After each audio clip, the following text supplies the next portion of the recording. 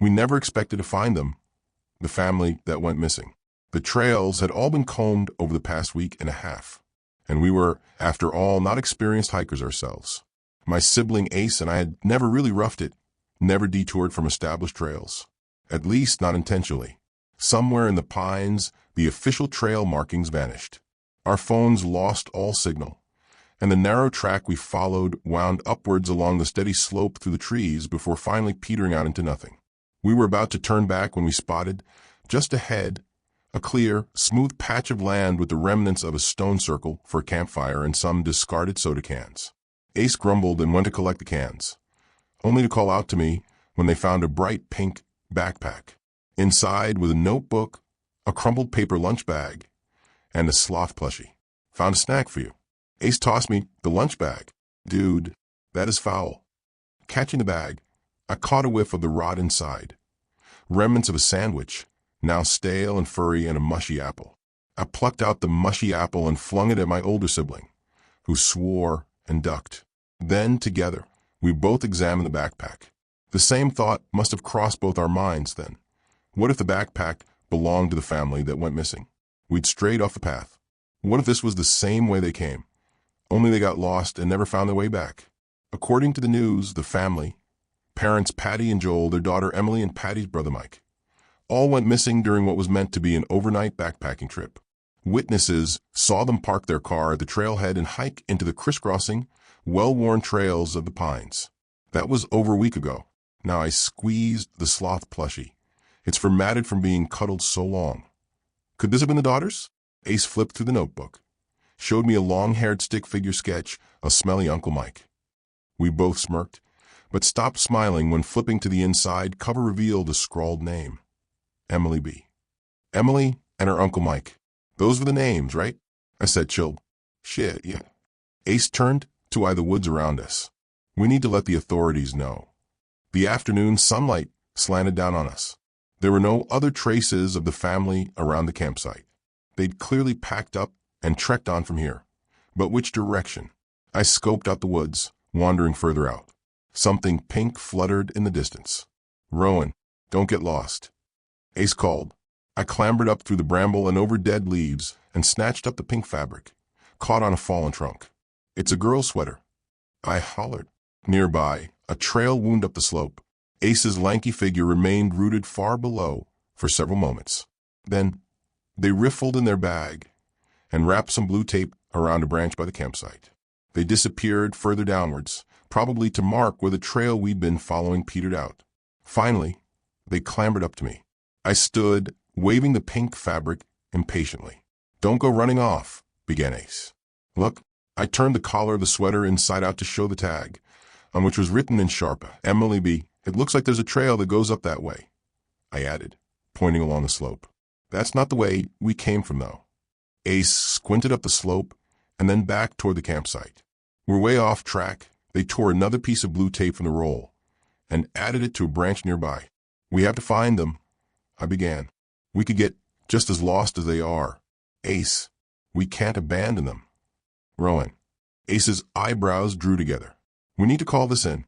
If we wander off into the woods, we might as well just put ourselves on the missing persons list. Back and forth we argued. I'm the rash and stubborn one. Ace is the analytical, equally stubborn one. Ever since we were kids, I was always the dreamer, ready to set sail on some grand adventure. On my wrist, I wore a bracelet reading, "All who wander are not lost," whereas my older sibling followed only carefully charted paths, believing only in hard facts and never in airy possibilities. Today, the moment they suspected we were off trail, they'd started marking branches with their blue painter's tape and building piles of rocks alongside the path. After assessing the facts of a situation, they made their mind up, solid as bedrock.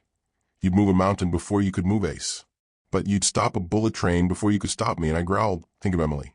I pointed into the woods. She's out there, and she needs her sloth. And if we leave and lose all trace of that lost little girl forever, I will never forgive you. Hesitation on Ace's face. The sun was sinking lower in the afternoon sky, chills starting at my arms.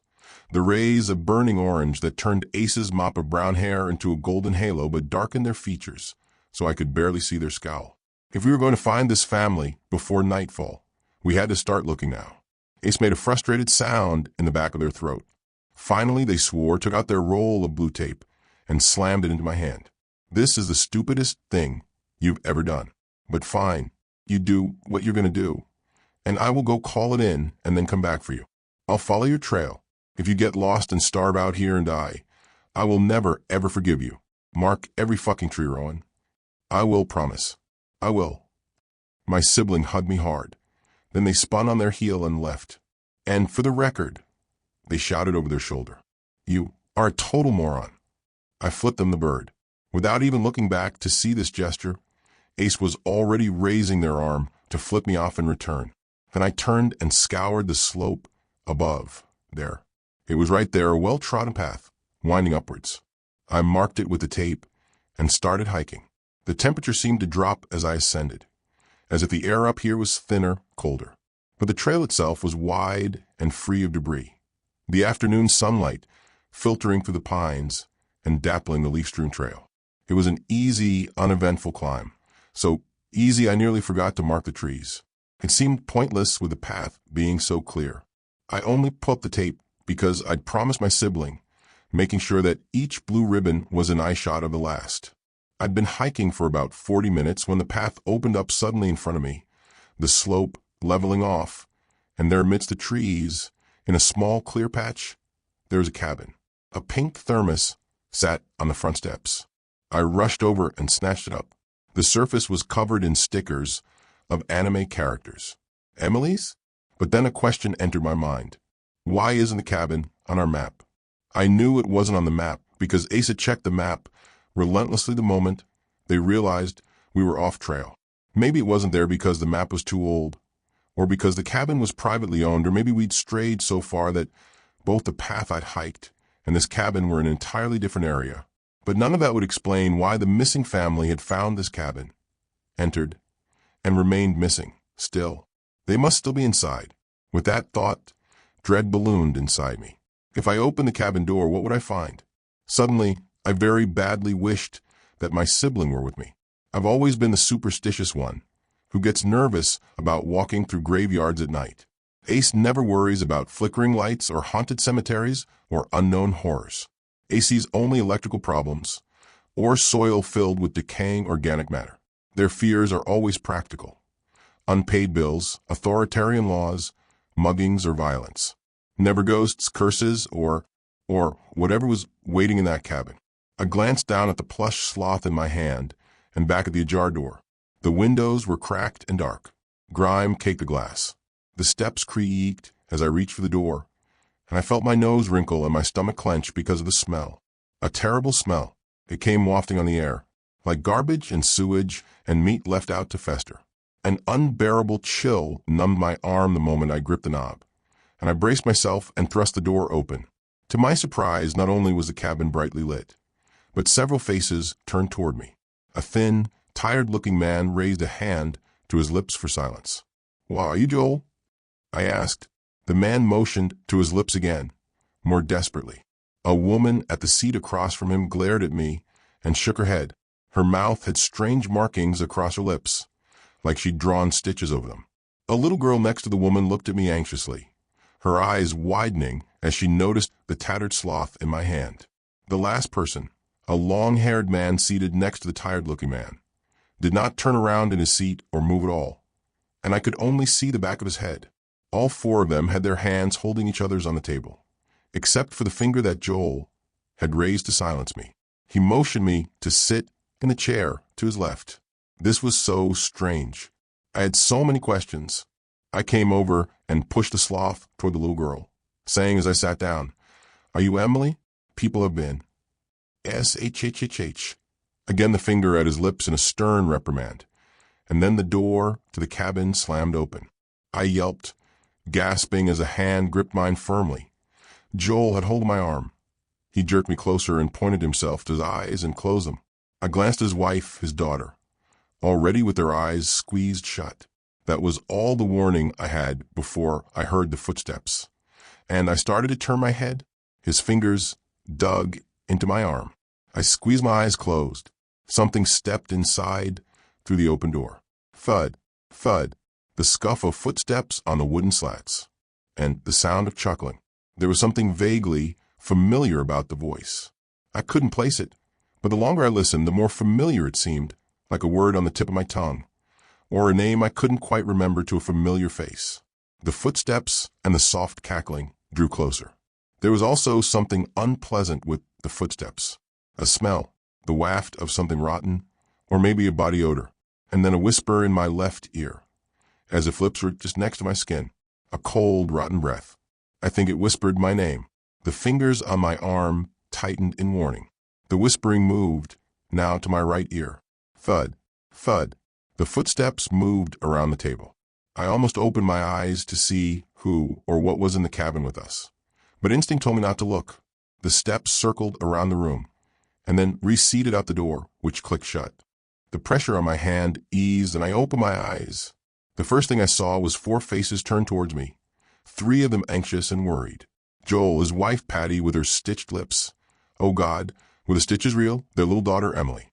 But the 4th face, I gasped, and Joel's hand squeezed mine again, hard, reminding me not to speak or scream.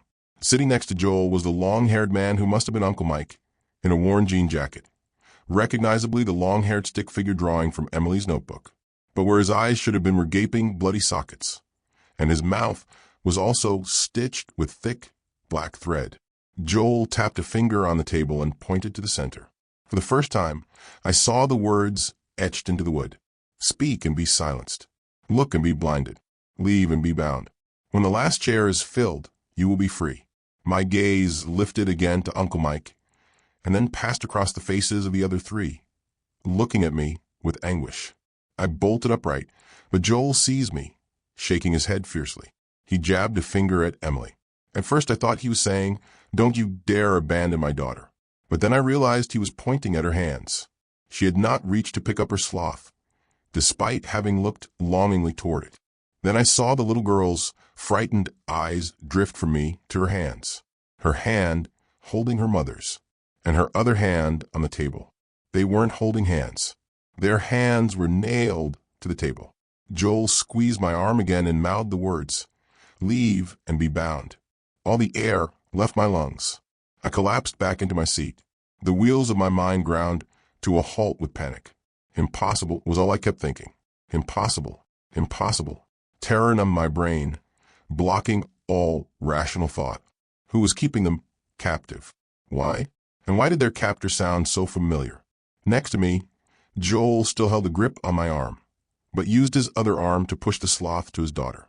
She laid her head down on the plush fur. "Thank you," she mouthed to me. I nodded numbly. I couldn't speak, so I carefully freed my arm from Joel's grip and mouthed slowly, "Are there cameras? How is he watching you?" Confusion on Joel's face.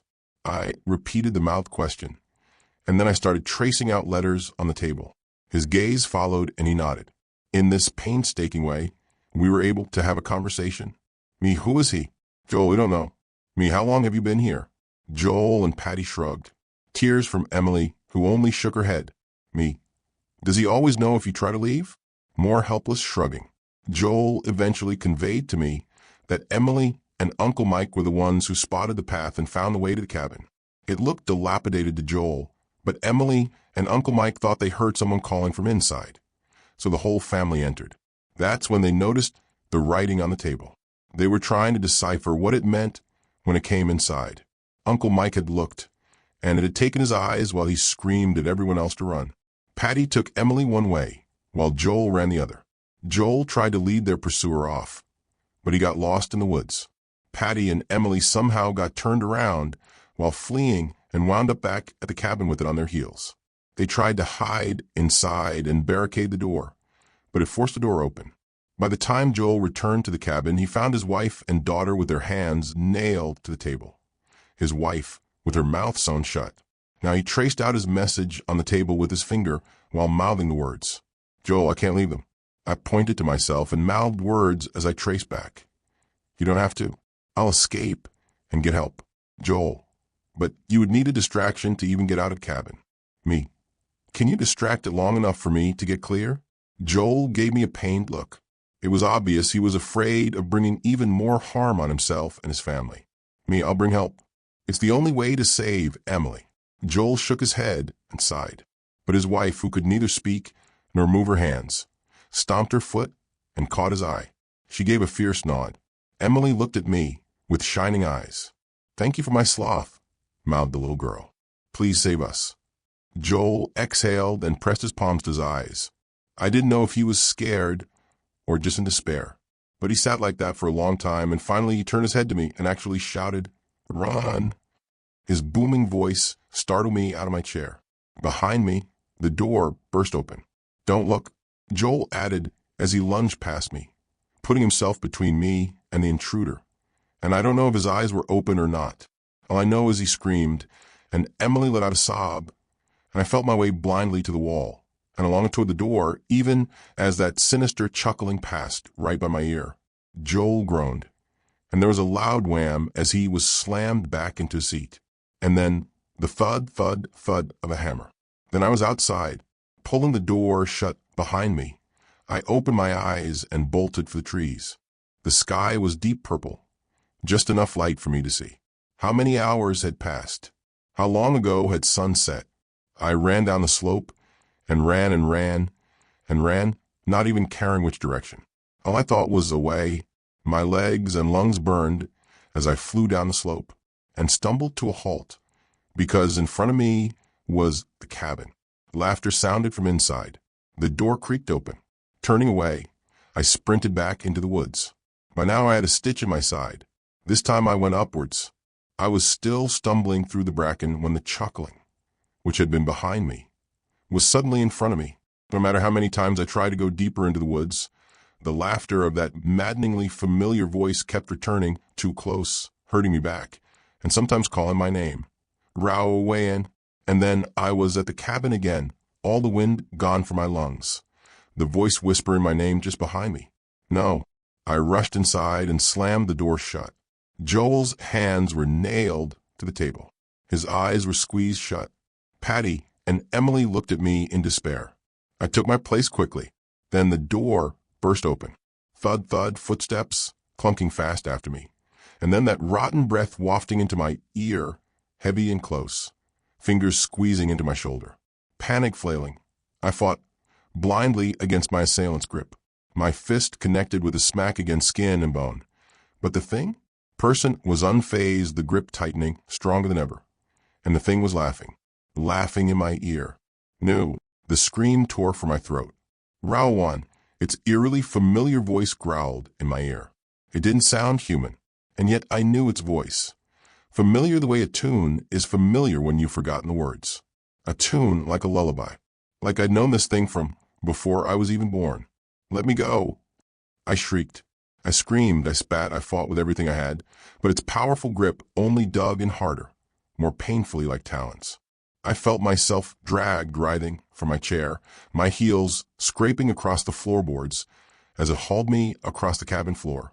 Rowan, stop it. It's me, Ace. Suddenly it was just a voice, a human voice, barking at me over and over as I was hauled down the creaking steps and into the dirt.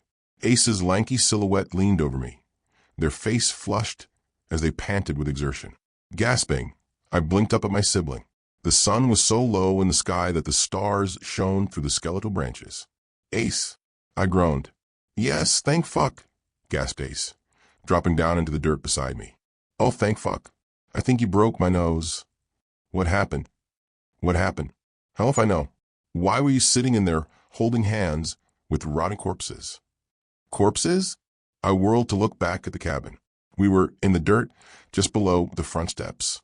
The door hung open. Inside was dark, but the smell that wafted out made my stomach buck. Ace snatched my arm and pulled me toward the trees. "Let's get the fuck away." I jerked back instinctively. "But Emily," I said. I was too confused to do much more than cast a quick look behind me as my sibling tugged me into the pines. The cabin looked even more dilapidated than I remembered. The window panes cracked and missing, and the roof sagging like it was about to collapse. Through the darkness of the open door, I could make out vague shapes, still and solemn, positioned around the table. And then Ace was pulling us into the bramble. I asked why we didn't take the path back down, and my older sibling snapped, "There's no path." I was barely able to find your markers. It felt like I was lost between dream and wakefulness, in some strange limbo while Ace shined their phone flashlight around, trying desperately to catch the beam on the occasional blue tape wound round branches, or on piles of stones or pieces of clothing tied around trees. Apparently, Ace had supplemented my trail with their socks, a headband, and other items from their pack. Even so, it was harrowing trying to find our way through the darkening twilight. We reached the campsite just as pitch black descended. "Are the police coming?" I asked. No, Ace still had hold of my hand, as if afraid to let go. I didn't get very far before I decided I'd rather die being stupid with you than go for help and risk losing you. Oh, so there were no authorities coming to look for us. We built a small fire and huddled together to wait for dawn while Ace told me slowly, haltingly, what they'd seen. They followed my blue tape trail to the cabin and found me sitting at a table, eyes squeezed shut. When I didn't react to my name being called, they noticed the family appeared to have simply died sitting around the table holding hands. And I was holding their hands, too. It freaked them out. Then they saw one of the family had no eyes, that the eyes had been wrenched out and one of the eyeballs was held in the free hand. The man had apparently plucked out his own eyes. Between this and the reek of decomposition, Ace rushed out and threw up. When they finally stopped being sick and came back inside to get me, I came bursting out past them and ran, and they chased me around the cabin 2 or 3 times before they found me sitting back in the chair holding hands again. That's when they grabbed me, and I punched them in the nose. "Oh," I said quietly, and then, dreading the answer, "Did you see anything on the table?" Ace was silent for a long time before grunting. "Yeah, something about when the last chair is filled." And it was freaky as shit, because all the chairs were filled except the last one. A strange laugh bubbled in their throat. "You know, I almost felt like sitting down." Weird impulse. Thank God you didn't, I thought. It was Ace's total lack of imagination, their dismissal of that thought as nonsensical, that probably saved them and me. We waited until the sky turned gray, and then we finally staggered to our feet and found our way to the deer trail and back to civilization, where we reported our finding of the missing family. But the family is still missing. The authorities got as far as the campsite before being unable to follow our markers. They are all still there, their spirits trapped within that cabin, nailed for eternity, for as long as their souls will have to wait, waiting for me to bring help. I'm sure I could find my way, but I'm too afraid. I don't know what happens if that last chair is filled. I know something will change, but the thought of it happening fills me with the deepest, most terrible dread. If I tell you where to look, will you go and save Emily? You wouldn't be stuck forever, I don't think.